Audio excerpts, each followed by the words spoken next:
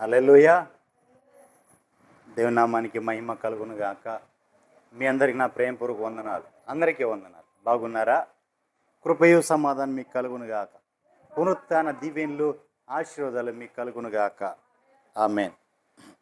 మరి ప్రియులారా, ఈ దినం పరిశుద్ధాత్మ దేవుడు నీతో నాతో ఏం మాట్లాడదరించారో అటు మాటలు ధ్యానించుకుందాం. ప్రభువే మన వినికిల్లో స్థిరపరచబడేలాగా సహాయము చేయునుగాక. ఆమేన్. ఆదికాండం 6వ అధ్యాయం 16వ వచనం ధ్యానించుకుందాం. ఆదికాండము 6వ అధ్యాయము 16వ వచనం. ఆ ఓడకు కిటికీ చేసి పైనుండి మూరెడు కిందకి దాన్ని ముగించవలెను. ఓడ తలుపు దాని ప్రక్కన ఉంచవలెను. క్రింది అంతస్తు, 2వ అంతస్తు, 3వ అంతస్తు గలదిగా దానిని చేయవలెను. దేవునికి మహిమ కలుగును గాక. ఆ కాలంలో దేవాతి దేవుల వారు మానవులందరూ కూడా తప్పిపోవుట చూసి వారిలో ఎవరైనా నీతిమంతుడు ఉన్నాడా అని చూస్తే ఆ కాలంలో ఒకే ఒక్కడు నీతిమంతుడిగా కనిపించాడు. అతని పేరు నోవాహు. ఈ నోవాహు, ఆ నీతిమంతుడైన నోవాహుతో దేవుడు మాట్లాడుతూ చెప్పాడు, నోవాక, ఇదిగో భూమి మీదకి నేను జల ప్రళయం రప్పించబోతున్నాను, సర్వ శరీరులు నశించిపోబోతున్నారు, కాబట్టి నీవు ఒక ఓడను సిద్ధపరచుకో, ఎందుకంటే నీవు నా దృష్టికి నీతిమంతుడిగా కనిపించావు కాబట్టి నీవు ఒక ఓడను సిద్ధపరచుకో అని చెప్పాడు. అయితే ఆ ఓడను ఎలా సిద్ధపరచాలి, ఎలా చేయాలి అప్పటి వరకు నోవాకి తెలియదు. అప్పటి వరకు భూమి మీద అసలు వర్షమే పడలేదు. ఓడ ఎలా చేయాలో తెలియదు. అయితే దేవుడే నోవాకి ఆ నమూనా చూపించి కొలతలు ఇచ్చి ఈ ప్రకారం ఈ ఓడని ఎలా చేయాలి అని చెప్పాడు. అలా చేయాలని చెప్పి ఓడంతా ఇలా చేసుకుంటూ రమ్మని చెప్పి అలా ఓడ తయారు చేసిన తర్వాత ఓడకి పైనుంచి, కింద నుంచి కాదు, పైనుంచి మూరెడు, ఓడ పైన చివరిన పైనుంచి మూరెడు కిందకి కిటికీ పెట్టమన్నాడు. దాని ప్రక్కనే తలుపు పెట్టమన్నాడు. దేవునికి మహిమ కలుగును గాక. కిటికీ పెట్టాలి, కిటికీ పక్కన తలుపు పెట్టాలి. ఈ రెండు పెట్టిన తర్వాత అవి ఎలా ఉండాలి అంటే 3 అంతస్తులు కలిగి ఉండాలి. మొదటి అంతస్తు, 2వ అంతస్తు, 3వ అంతస్తు ఈ ఓడ కలిగి ఉండాలి. దేవునికి మహిమ కలుగునుగా. ఇది నమూనా. అయితే కొలతలు కూడా దేవుడిచ్చాడు. ఇగో ఇన్ని కొలతల ప్రకారం నిడివి ఎంత, పొడుగు ఎంత, వెడల్పు ఎంత, ఎత్తు ఎంత అని అన్నీ కూడా ఆయనే కొలతలు ఇచ్చి ఆ విధంగా ఓడని చూపించి, నమూనా చూపించి, నువ్వు ఇలా కట్టాలి. అది కూడా ఎలా కట్టాలంటే చిట్టిసార మానుతోనే కట్టాలి అంటే అన్నీ కూడా ఆయన సిద్ధపరిచి అన్నీ కూడా ఆయన చెప్పి ఆయన ఎలా ఉండాలో అలా నోవాకి తెలియజేసి చూపిస్తే నోవాకు ఆ ఓడను కట్టాడు. నోవాకు ఓడను కట్టే సమయం ఎంతంటే 120 సంవత్సరాలు కట్టాడు. ఆ కాలంలో నోవాకు ఒక ఓడని కట్టడానికి పట్టిన కాలం ఎంత అండి? 120 సంవత్సరాలు ఆ ఓడను కట్టుకుంటూ వచ్చాడు. నోవాకు ఓడను కడుతుంటే అందరూ కూడా నోవాకుని వెర్రివాడు అన్నారు, పిచ్చివాడు అన్నాడు, వీడికి పిచ్చి ముదిరింది, పిచ్చి పట్టింది అని చెప్తున్నారు. ఎందుకంటే ఆకాశం నుంచి అంట వర్షం పడద్దంట, ఇదంతా మునిగిపోద్దంట, మనమంతా చచ్చిపోతామంట, ఈ ఓడలో ఉన్నోళ్ళు మాత్రమే బ్రతుకుతారంట అని అందరూ హేళన చేయటం మొదలుపెట్టారు. నోవాకి ఏమంటున్నాడు? అమ్మలారా, నాయనలారా, ఇదిగో మీ తప్పిదమ్ములు ఒప్పుకోండి, రక్షణ పొందండి, రండి, ఈ ఓడలోకి రండి, మీరు అందరూ బ్రతుకున్నట్లుగా రండి, దేవుని బ్రతిమాలుకుందాం రండి అని చెప్తున్నాడు. అయితే వీళ్ళేమో నోవాకుని హేళన చేస్తున్నారు, అపహాస్యం చేస్తున్నారు. అయితే ఎందుకు వాళ్ళు అలా చేశారు అంటే వారు అంతకుముందు వర్షం ఎలా ఉంటుందో వాళ్ళకి తెలియదు, ఆకాశం నుంచి వర్షం పడటం అంటే ఏంటో వాళ్ళకి తెలియదు. కాబట్టి వారెవరూ కూడా నోవాకు మాట వినలేదు. రెండోది, దేవుని యందు భయభక్తులు లేరు, వాళ్ళకి ఎవరికి లేవు. కాబట్టి వాళ్ళు విచ్చలవిడితనానికి పాపానికి అలవాటు పడిపోయారు. అలా అలవాటు పడిపోయారు కాబట్టి దేవుని ఉగ్రత వారి మీదకు వచ్చింది. దేవునికి మహిమ కలుగును గాక. ఆ విధంగా నోవాహుని దేవుడు రక్షించాలి అని చెప్పి నోవాహుని నశింప చేయటం దేవుడికి ఇష్టం లేదు. ఎందుకంటే నోవాహు నీతిమంతుడు. ఆ కాలంలో భూమి మీద నోవాహు ఒక్కడ మాత్రమే నీతిమంతుడు ఉన్నాడు. ఆ కాలంలో భూమి అంతా నింపబడింది. వేవేల కోటాను కోట్ల జనాలు ఉన్నారు. కానీ నీతిమంతుడు మాత్రం ఒక్కడే ఉన్నాడు. సరే, ఆ నోవాహుని, ఆ నీతిమంతుడైన నోవాహుని రక్షించడానికి దేవుడు ఒక ఓడను సిద్ధపరచమని చెప్పి ఆ ఓడ నమూనా ఇచ్చి ఆ ఓడను కట్టించాడు. ఆ ఓడ కట్టేటప్పుడు అన్నీ కూడా ఆయన చెప్పాడు. అలాగే ఆ ఓడ కట్టేటప్పుడు ఆయన కింద నుంచి ఓడ కట్టుకుంటూ వచ్చి పైనుంచి ఒక మోరుడు కిందకి కిటికీ పెట్టించాడు. పైనుంచి మోరుడు కిందకి కిటికీ పెట్టించాడు. దాని పక్కన తలుపు పెట్టించాడు. అలాగే ఆ ఓడ ఎలా ఉందంటే 3 అంతస్తులుగా ఉంది. వాడు ఎలా కట్టాడండి? 3 అంతస్తులు కట్టాడు. మనం బిల్డింగులు కట్టుకుంటాం కదా, 3 అంతస్తులు బిల్డింగ్ అంటాం కదా, ఆ విధంగా 3 అంతస్తుల ఓడ కట్టాడు నోవాహు. ఒక విధంగా చెప్పాలంటే నోవాహు ఆ కాలంలో గొప్ప ఇంజనీర్. ఏంటండి? నోవాహు ఆ కాలంలో గొప్ప ఇంజనీర్ అండి. ఈ కాలంలో మన ఇల్లు కడుతున్నారు ఇంజనీర్లు. కానీ ఆ కాలంలో నోవాహు కట్టాడు. ఆ కాలంలోనే కట్టాడు 3 అంతస్తుల ఓడని. దేవునికి మహిమ కలుగును గాక. హల్లెలూయా. ఈ ఓడ గురించి ఒక 2 మాటలు ధ్యానించుకుందాం. హెబ్రీయులకు రాసిన పత్రిక 11వ అధ్యాయం 7వ వచనం ధ్యానించుకుందాం. హెబ్రీయులకు రాసిన పత్రిక 11వ అధ్యాయము 7వ వచనం.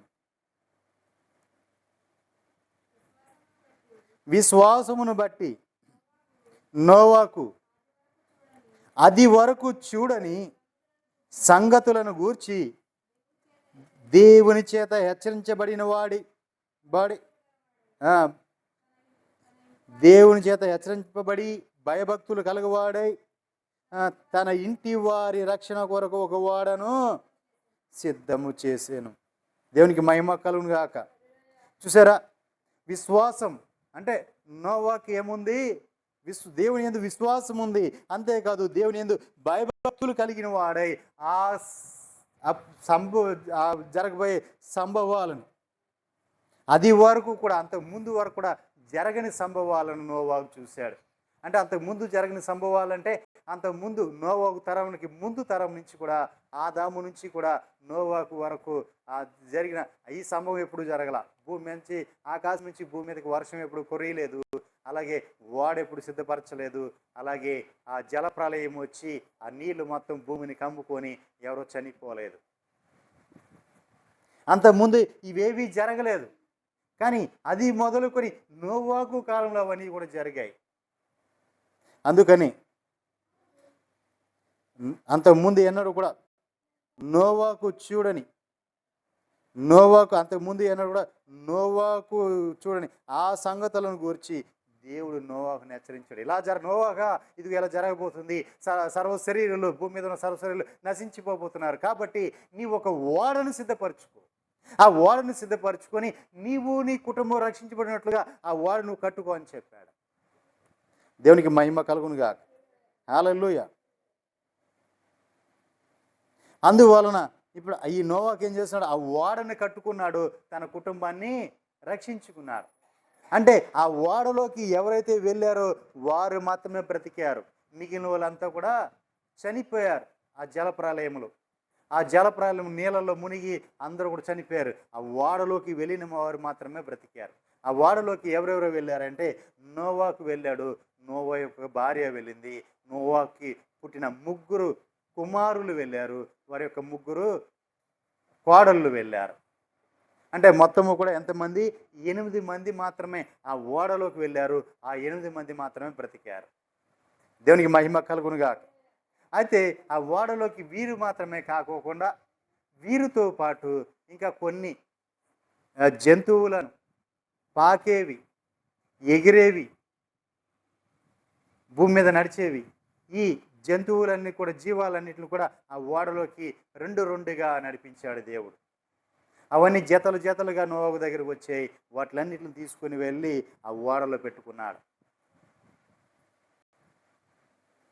ఆ ఓడలు 3 అంతస్తులు పెట్టారు కదా. మరి 3 అంతస్తుల్లో ఏమేమి ఉన్నాయంటే, మొదటి అంతస్తులో జంతువులు ఉన్నాయి. 2 అంతస్తులో వారు తినడానికి, వారు ఉండటానికి, వారి ఆ జంతువులు తినడానికి ఆహారం ఉంది. వాటితో పాటు కొన్ని జంతువులు ఉన్నాయి. 3వ అంతస్తులో నోవా కుటుంబం ఉండటానికి, తర్వాత ఆ పక్షులు, ఆకాశ పక్షులు దాంట్లో ఉండడానికి అవన్నీ కూడా అరమర్చి ఆ 3 అంతస్తులు దేవుడు కట్టించాడు. ఇప్పుడు ఆ 3 అంతస్తులో నోవాహు ఉన్నాడు. అయితే ఇప్పుడు అతడు విశ్వాసమును బట్టి ఆ కాలంలో చూడని సంగతులను గూర్చి దేవుని చేత హెచ్చరించబడ్డాడు, దానికి లొంగిపోయాడు. అందువలన అతడు లోకము మీద నేరాస్థాపన చేసి విశ్వాసమును బట్టి కలుగు నీతికి వారసుడైపోయాడు. విశ్వాసమును బట్టి కలుగు నీతికి నోవాహు వారసుడయ్యాడు. ఎందుకు వారసుడయ్యాడంటే, లోకం మీద నేరస్థాపన మోపడానికి అతడు నిలబడి ఉన్నాడు. ఆ కాలంలో జీవగ్రంథం లేదు, ఆ కాలం ధర్మశాస్త్రం లేదు, ఆ కాలంలో దేవుని వాక్యము లేదు. ఆ కాలంలో అందరూ కూడా తప్పిపోయారు. ఆ కాలంలో ఎవరు కూడా నీతిమంతుడిగా, పరిశుద్ధుడిగా లేడు. ఎవరు కూడా అక్కడ ఎవరికి వాక్యం చెప్పేవారు కూడా ఎవరు లేరు. ఆ కాలం తప్పిపోయారు. కానీ అందరూ తప్పిపోయిన నోవాహు మాత్రమే ఎక్కడా కూడా తప్పిపోలా. ఏ విషయంలోనూ నోవాహు తప్పిపోలా. నోవాహు నీతిమంతుడుగానే ఉన్నాడు, పరిశుద్ధుడుగానే ఉన్నాడు. దేవుని యందు భయభక్తులు కలిగి ఉన్నాడు కాబట్టి అందరూ చనిపోయినా, అందరూ కూడా దేవుని ఉగ్రతకు పాలైన నోవాహు కుటుంబం మాత్రమే ఆ కాలంలో రక్షించబడింది. దేవునికి మహిమ కలుగునుగా. హల్లెలూయా. ఇంకా కొంచెం ఆధ్యాత్మిక భక్తిలోకి వెళ్దాం. మొదటి పేతురు పత్రిక 3వ అధ్యాయం 20వ వచనం.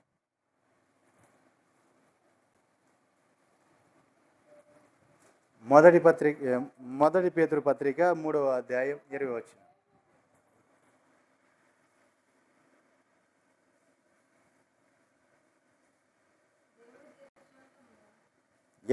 అమ్మ. అవిధేయులైన వారి యుద్ధకు చదవండి. అదే చదవండి. చూడండి, దేవుని యొక్క దీర్ఘశాంతం ఇంకా కనిపెట్టబడుచుంది. అంటే దీర్ఘశాంతం అంటే ఆయన ఇంకా తట్టుకుంటున్నాడు, ఇంకా సహిస్తూనే ఉన్నాడు. ఆయన కోపం వస్తుంది కానీ ఇంకా సహిస్తూనే ఉన్నాడు, వాడిని తట్టుకుంటూనే ఉన్నాడు. ఎందుకు కోపం వస్తుంది అంటే, మనము చేసిన ఆ క్రియలను బట్టి, మనము అనుసరించే ఆ విధులను బట్టి ఆయన కోపం వస్తుంది. ఆయన మార్గాలు మనం అనుసరించట్లేదు, ఆయన కట్టడలు, ఆయన విధులను మనం అనుసరించట్లేదు. మనకిష్టం వచ్చినట్లుగా మనం నడుచుకుంటున్నాం, మన లోకానుసారులుగా ఉన్నాం. కాబట్టి దేవుని కోపం వచ్చినా అయినా కూడా వాటిని తట్టుకుంటున్నాడు, తాలుకుంటున్నాడు.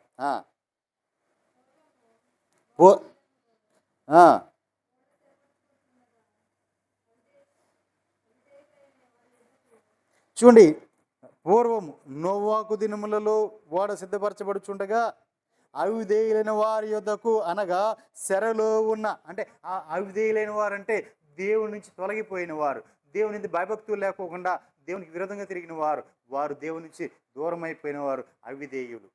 అయితే వారి చెరలోంచి అంటే అపవాది చెరలో చిక్కబడిన వారు, అపవాది ఉచ్చుల్లో చిక్కబడిన వారు, అపవాది చేతుల్లో బంధించబడిన వారు అవిధేయులైన వారి యొద్దకు, అనగా చెరలో ఉన్న ఆత్మల యొద్దకు ఆయన ఆత్మరూపిగానే వెళ్ళి వారికి ప్రకటించెను. ఆత్మరూపంగానే వెళ్ళాడు ఆయన. అవిధేయులైన వారు అంటే పాపం చేసిన వారు, దేవునికి దూరమైన వారి దగ్గరికి, దేవునికి విరుద్ధంగా చేసిన వారి దగ్గరికి ఆత్మరూపేనే వెళ్ళి ఆయన మాట్లాడాడు. అయినా సరే వారినే అంగీకరించాల, ఆ వాక్యాన్ని వారు గైకొనలా. నోవాహు 120 సంవత్సరాలు వాడ కట్టుకుంటూ వచ్చాడు. ఆ వాడ కట్టినంతసేపు కూడా నోవాహు చెప్తూనే ఉన్నాడు, జల ప్రళయం వస్తుంది, అందరూ నశించిపోబోతున్నారు, దేవుడు నాకు చెప్పాడు, మీరు మారు మనసు పొందండి, మీరు పశ్చాత్తాపడండి, మీరు కూడా ఓడలోకి రండి అని చెప్పాడు. కానీ ఎవరు కూడా నోవాహు మాటను వినలేదు. దేవునికి మహిమ కలుగును గాక. అయితే ఆ 8 మంది మాత్రమే నీటి ద్వారా రక్షణ పొందారు. నోవా యొక్క కుటుంబం, నోవాకు యొక్క భార్య, నోవా యొక్క 3 కొడుకులు, 3 కోడళ్ళు, వీళ్ళు 8 మంది మాత్రమే ఆ రక్షణ పొందారు. నీటి ద్వారా దేవుని మాటను అంగీకరించారు, అనేది విశ్వాసం ఉంచారు, ఆ ఓడలోకి ప్రవేశించారు. వారు మాత్రమే రక్షణ పొందారు. దేవునికి మహిమ కలుగును గాక. హల్లెలూయా. 1 తిమోతి పత్రిక 1వ అధ్యాయం 18వ వచనం.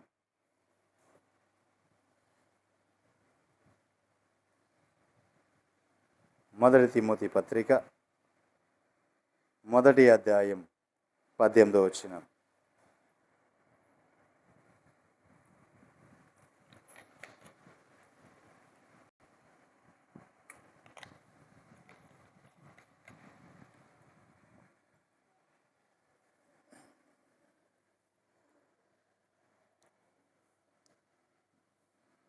దశలోనికల తర్వాత ఉంటుందమ్మా.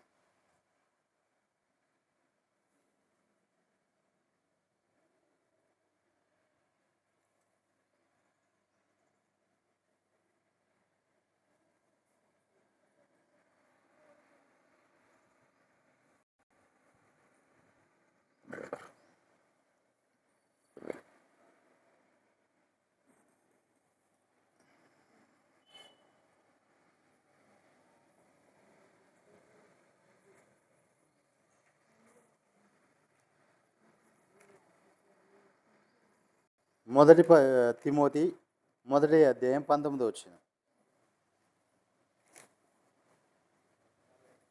18, 19 వచనాలు.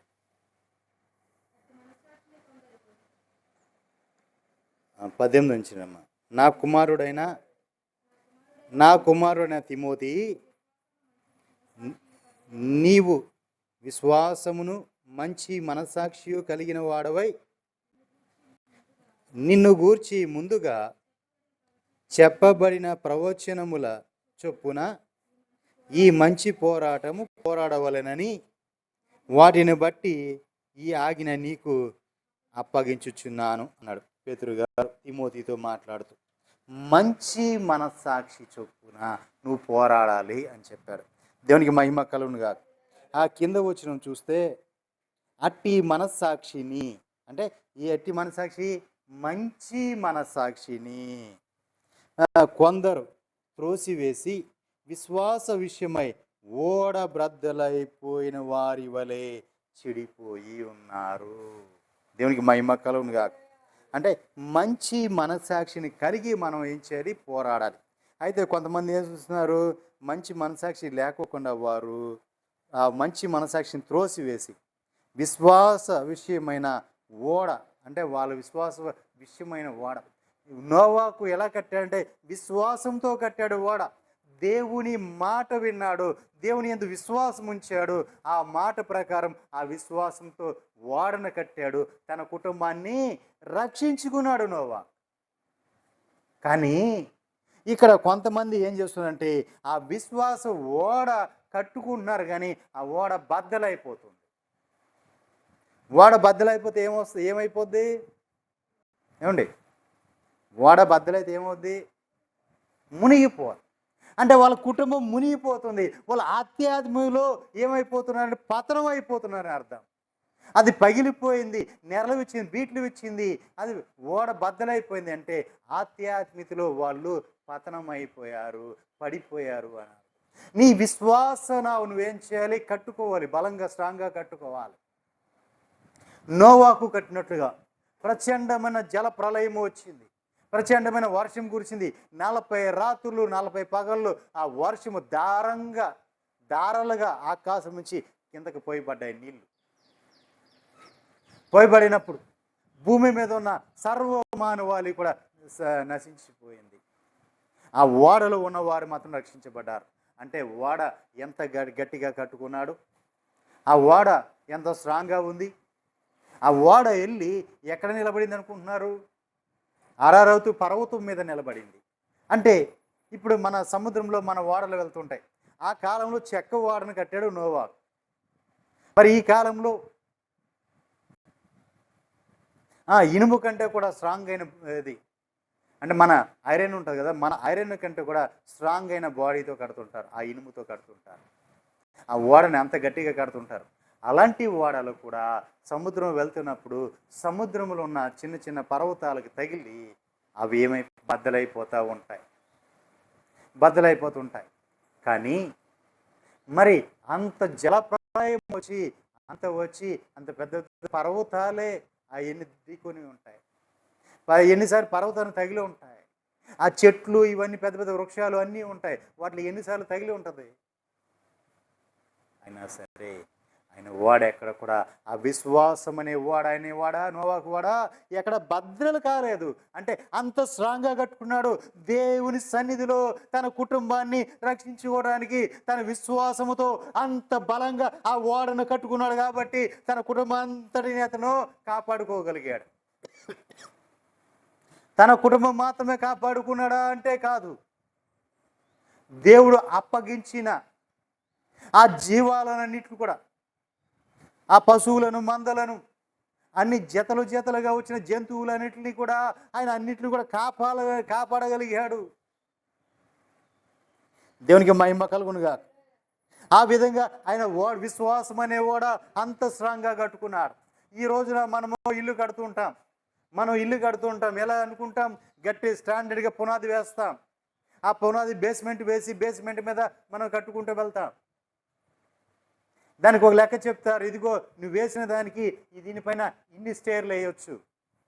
అంటే మన పునాది ఎంత స్ట్రాంగ్ ఉంటే, మన పిల్లర్ ఎంత స్ట్రాంగ్ ఉంటే అన్ని స్టేర్లు వేసుకుంటా ఇల్లు పైకి వెళ్ళవచ్చు. మన పునాది బలహీనంగా ఉందనుకోండి, ఇప్పుడు దానిపైన ఇల్లు ఇంకో స్లాబ్ స్టేర్ వేసామనుకోండి, ఇల్లు ఉంటుందా? ఉండదు, పడిపోతుంది. కాబట్టి నోవాకు అంత బలమైన పునాది వేశాడు.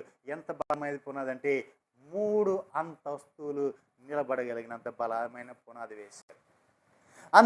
నోవాకు అంతగా దేవునికి మమేకమయ్యాడు. దేవునితో కలిసిన అనుభవం నోవాకు ఉంది. దేవుని భయభక్తులు కలిగిన అనుభవం ఉంది. దేవునితో మాట్లాడే అనుభవం ఉంది. అంతేకాదు ప్రార్థన అనుభవం ఉంది. నోవాకు తన కుటుంబాన్ని రక్షించుకునే ఆ అనుభవం ఉంది. దేవునికి మహిమ కలుగునుగాక. తన కుటుంబాన్ని రక్షించుకున్నాడు నోవాకు. అందరూ కూడా హేళన చేశారు, అపహాస్యం చేశారు. లోకములో ఉన్న అందరూ కూడా ఎంతగానో అపహాస్యం చేశారు. నోవాకు కట్టిన ఓడ మనలాగా 1 సంవత్సరం, 2 సంవత్సరాలు, 3 సంవత్సరాలు, లేదా 5-6 సంవత్సరాలు, 10 సంవత్సరాలు మన విశ్వాస జీవితం, మన రక్షణ జీవితం ఈ విధంగా కట్టుకోవాలా. ఆయన ఓడ కట్టడమే 120 సంవత్సరాలు కట్టుకుంటూ వచ్చాడు ఓడ. ఆ 120 సంవత్సరాలు కూడా దేవుని వాక్యాన్ని ప్రకటించుకుంటూనే వచ్చాడు. దేవునికి మహిమ కలుగునుగాక. అంతగా స్ట్రాంగ్గా తన ఓడను కట్టాడు కాబట్టి తన కుటుంబము రక్షించబడింది. దేవునికి మహిమ కలుగునుగాక. అలాగే ఈ విశ్వాస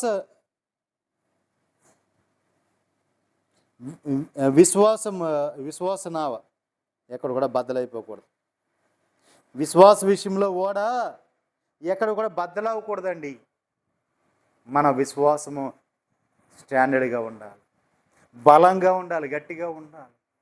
చిన్న విషయంలో కూడా మన విశ్వాసము కలిగి ఉండాలి. దేవునికి మహిమ కలుగును కాదు. అందరూ కూడా భయపడిపోయారు. 12 మంది వెళ్ళారు. 12 మంది వెళ్ళి కానాను దేశాన్ని వేగు చూశారు, వచ్చారు. దేవుడు వెళ్ళమన్నాడు, వెళ్ళి అసలు ఆ దేశం ఎలా ఉందో చూసిరండి అన్నాడు. 12 మంది వెళ్ళారు. పెద్దలు, గోత్రకర్తలు 12 మంది వెళ్ళారు. ఆ 12 మంది ఆ దేశమంతా తిరిగారు, కానాను దేశమంతా తిరిగారు, వచ్చారు. దేవుడు చెప్పినట్లుగా ఆ దేశము ఎంతో శ్రేష్టమైన దేశం. అక్కడ ఉన్న భూభాగము ఎంతో సారవంతమైంది. అక్కడ ఉండే ఫలాలు, ఇదిగో ఒక్కొక్క ఫలం చూడు ఎంత ఫలిస్తుందో, ఒక్కో ద్రాక్ష గెల చూడు 2 మోయాల్సి వస్తుంది. ఒక్కో ద్రాక్ష గెలని 2 మోయాల్సి వస్తుంది. ఇంత సారవంతమైన భూమి, ఇంత బలమైన భూమి, ఇది అన్నీ బాగా ఉన్నాయి. కానీ అక్కడ ఉన్నవారు మాత్రం వాళ్ళు మనం చూడటానికి రాక్షసుల్లా కనపడుతున్నారు. వారు నిశ్చయంగా మనల్ని చంపేస్తారు, మనం ఆ దేశంలో బ్రతకలేము అని చెప్పారు. 10 మంది ఆ మాట చెప్తే ఇద్దరు మాత్రం ఒకే మాట చెప్పారు. మన దేవుడు వారిని మన చేతికి అప్పగిస్తాడు, వారిని వెళ్ళగొడతాడు, మనం అక్కడ జీవిస్తాం, అది మనం శోధనించుకుని జీవిస్తామని చెప్పారు. దేవునికి మహిమ కలుగును గాక. కాబట్టి వారి ఈ 10 మంది కూడా వద్దు, మనం అక్కడికి వెళ్ళి చచ్చిపోతాం కాబట్టి మనం వెనక తిరిగి వెళ్ళిపోదాం, ఐగుప్తుకి వెళ్ళిపోదాం అన్నారు. కానీ ఇద్దరు మాత్రం లేదు, మన దేవుడు అసాధ్యాలను సాధ్యపరిచే దేవుడు, మనం ఆయన మీద ఆనుకుంటే చాలు, ఆయన కార్యం చేస్తాడు. ఎర్ర సముద్రాన్ని పాయలు చేయలేదా, యోగ్ధాన్ని పాయలు చేయలేదా, ఎరుకొని కూల్చలేదా, అడ్డులు ఎవరు తొలగించలేదా, పర్వతాలు మెట్టలు పక్కకు పోలేదా? అలాంటి ఎన్నో అద్భుతాలు చూసిన మనము ఎందుకు ఈ దేవుడు ఇస్తానన్నది మనకి ఇవ్వకుండా ఉంటాడు, మనం వెళ్దామని ఆ విశ్వాసము కలిగి ఉన్న ఆ ఇద్దరిని బట్టి వారందరూ కూడా ఆ కానాను దేశంలో అడిగిపెట్టారు, ఆ దేశాన్ని స్వతంత్రించుకున్నారు, పొందుకున్నారు, శ్వాసాన్ని అనుభవిస్తున్నారు. దేవునికి మహిమ కలుగునుగా. మరి ప్రియులారా, ఆ విశ్వాసం ఉండాలి. ఆ విశ్వాసం నావ ఎక్కడ కూడా బద్దలైపోకూడదు, ఓడెప్పుడు కూడా బద్దలైపోకూడదు. మన ఆధ్యాత్మిక జీవితంలో, మన జీవితంలో మనం విశ్వాసం ఉంచాం దేవుని యందు, ఖచ్చితంగా ఆయన ఒక వాగ్దానం చేశాడు, నేను దాన్ని పొందుకొని నేను అనుభవిస్తాను అని నీవు విశ్వసించినప్పుడు నీ విశ్వాసము సడలిపోకూడదు, ఎక్కడ నీ విశ్వాసం తగ్గిపోకూడదు. అబ్రహాంకి దేవుడు వాగ్దానం చేశాడు, ఏమని? అబ్రహామా, నిన్ను ఇదిగో నిశ్చయముగా నీ సంతానము ఆకాశ నక్షత్రములలో ఉంటుంది, సముద్రపు ఇస్క్రేల వలె ఉంటుంది అని ఆశీర్వదించాను, నిన్ను నీ సంతానం అలాగూ ఉంటుంది అబ్రహామా అన్నాడు. అని చెప్పిన తర్వాత అబ్రహాము ఆ వాగ్దానాన్ని పొందుకోవడానికి 25 సంవత్సరాలు ఎదురు చూశాడు. ఆయన విశ్వాసం ఎక్కడో చెడిపోలా, ఎక్కడో సన్నగిలిపోలా, ఆయన ఓడెక్కడ ఆధ్యాత్మిక ఓడ ఎక్కడ పెద్దలైపోలా. ఆ విశ్వాసము కలిగి ఉన్నాడు కాబట్టి దేవుడు ఇస్సాకునిచ్చాడు, ఇస్సాకు ద్వారా తన సంతానాన్ని విస్తరింపచేశాడు.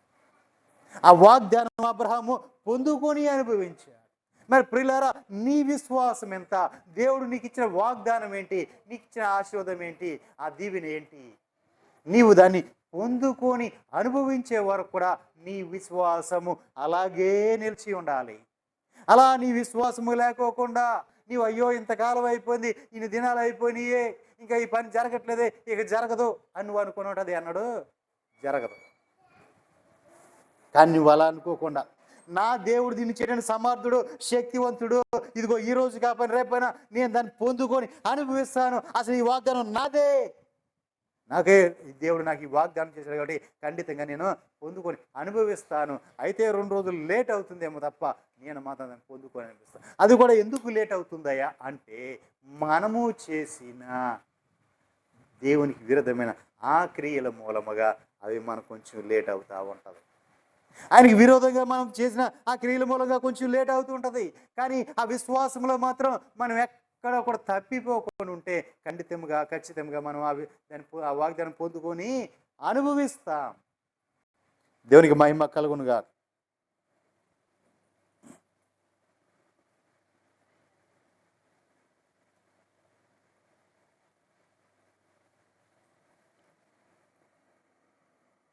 ఇంకో మాట కూడా చూద్దాం. చూడండి, యాకోబు పత్రిక 3వ అధ్యాయం 4వ వచనం. యాకోబు పత్రిక 3వ అధ్యాయం 4వ వచనం.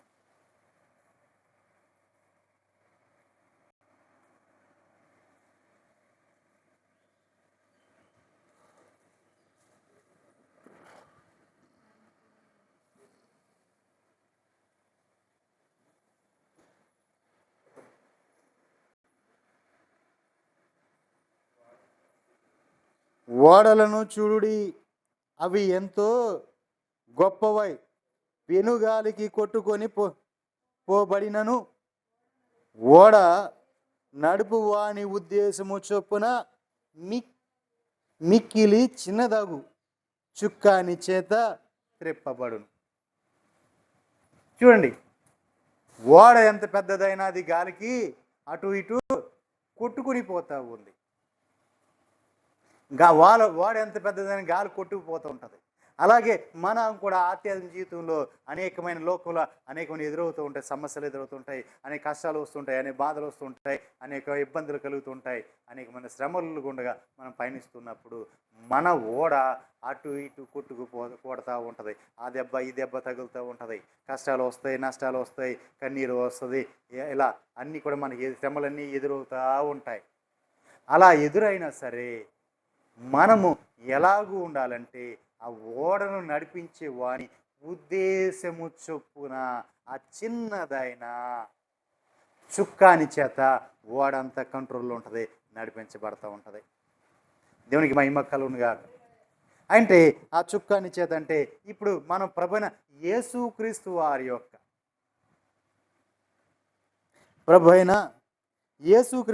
యొక్క ఉద్దేశము చొప్పున మనం నడిపించబడాలి.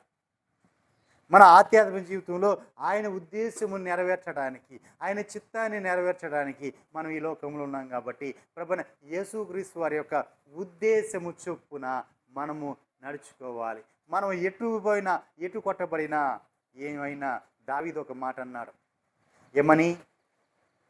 నేను ఎన్నిసార్లు పడిపోయినా తిరిగి నేను లేస్తాను అన్నాడు.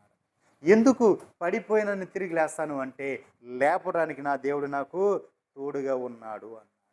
దేవునికి మహిమ కలుగును గాక. నేను పడినను తిరిగి లేస్తాను అన్నాడు. నువ్వు పడినా ఎందుకు లేస్తావు అంటే, నేను పడిపోయినా సరే నా దేవుడు నా చెయ్యి పట్టుకొని పైకి లేపుతాడు అని నిశ్చింత కలిగి ఉన్నాడు. దేవునికి మహిమ కలుగును గాక. హల్లెలూయా. ఆ ఓడ నడిపే వాని యొక్క ఉద్దేశము చొప్పున అంటే మనల్ని నడిపించే ఈ ఆధ్యాత్మిక ఈ ఓడను నడిపించే నావికుడు నా ప్రభువైన యేసుక్రీస్తు. ఇప్పుడు ఈ ఓడ ఎటువైపు నడవాలి, ఎటువైపు వెళ్ళాలి, ఎక్కడికి వెళ్ళాలి అనేదంతా కూడా ఆయన చిత్తమై ఉన్నది. నా ఇష్టానికి నేను వెళ్ళిపోతా, నా ఇష్టానికి నేను చేస్తా అంటే అది కుదరదు. ఎందుకంటే నాకు నడిపించే నాయకుడు, ఆ నావికుడు ఉన్నాడు. ఆ నావికుడు నన్ను ఎటువైపు మలిస్తే, ఎటువైపు వెళ్ళమంటే అటువైపు నేను వెళ్ళాలి. దేవునికి మహిమ కలుగును గాక. హల్లెలూయా. ఆయన ఉద్దేశము చొప్పున నడుచుకోవాలి. అంతేకాదు, మిక్కిలి చిన్నదగు చుక్కాని చేత వాడంతా కూడా తిప్పబడుతుంది. చూడండి, అంత పెద్ద వాడ కూడా చిన్న చుక్కాని చేత అది ఇటు తిప్పితే అటు తిరగబడుతుంది, అటు తిప్పితే అటు తిరుగుతుంది. అంటే కంట్రోల్ అంతా ఎక్కడుంది? ఆ చుక్కానిలో ఉంది. దేవునికి మహిమ కలుగునుగా. అంతేనా తమ్ముడు? ఇప్పుడు స్టీరింగ్ ఉంది, స్టీరింగ్ మనం పట్టుకుని కారు స్టీరింగ్ ఉంది. ఇప్పుడు ఆ స్టీరింగ్ ఎటు తిప్పితే అటు తిరుగుద్దా కారు? అంతేగా. కారు ఇష్టానికి కారు వెళ్ళిపోద్దా? అలాగా మనము మన ప్రభు చేతిలో మనం ఉన్నాం. ఇప్పుడు ఆయన ఎటు తిప్పితే అటు మనము వెళ్ళాలి. దేవునికి మహిమ కలుగునుగా. హల్లెలూయా. మనం ఎటు తిప్పితే అది అటు వెళ్ళాలి. అది ప్రభు యొక్క ఉద్దేశం. మన ఎడల ఆయన యొక్క చిత్తము ఏంటంటే, ఆయన చిత్తం మాత్రం మనం నెరవేర్చడానికి మనం ఆయన ఎటువైపు తిప్పితే అటువైపు మనం నడిచి ఉండాలి తప్ప, మనము ఆయనకి విరోధంగా ఉండి మనం ఆయన ఒక పక్కకు వెళ్ళమంటే నేను ఒక పక్కకు వెళ్తానంటే కుదరదు. దేవునికి మహిమ కలుగును గాక. హల్లెలూయా.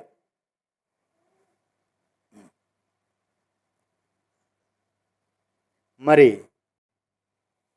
ఇంకా 2 విషయాలు ఉన్నాయి. ఇంకెన్ని విషయాలు ఉన్నాయండి? 3 విషయాలు ఉన్నాయి.